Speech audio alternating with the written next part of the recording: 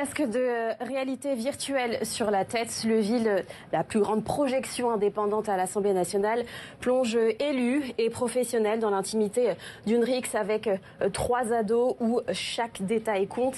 Immersion brutale, nous sommes témoins des conséquences tragiques de la violence. On suit un blessé avec des tentatives désespérées de réanimation jusqu'à sa mort. À travers des témoignages poignants, le film de Nadir Youlin montre l'impact dévastateur des guerres de bande sur des familles dévastées, notamment comme Katia, qui a perdu son fils Djibril, tué à l'âge de 14 ans. Objectif de cette projection en réalité virtuelle, ouvrir les yeux des élus, des décideurs sur un problème dont ils sont souvent déconnectés dans un monde où en plus les jeunes sont de plus en plus influencés par les réseaux sociaux. Les discours moralisateurs, notamment des grands frères, ne suffisent plus.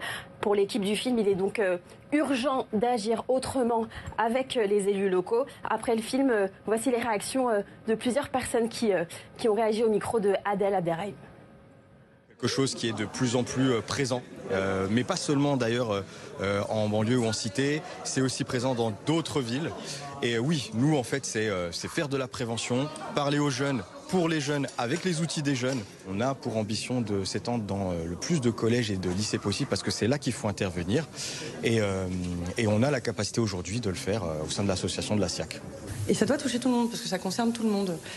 C'est une problématique des jeunes, de leurs familles, de la police, de la justice, de l'éducation nationale. Les jeunes qu'on pointe du doigt très souvent ne sont pas les seuls responsables. Par contre, ils ont une responsabilité, c'est eux de ne pas tomber et se laisser entraîner là-dedans. À noter que dans notre région, la violence des rixes est un fléau qui ne cesse d'augmenter.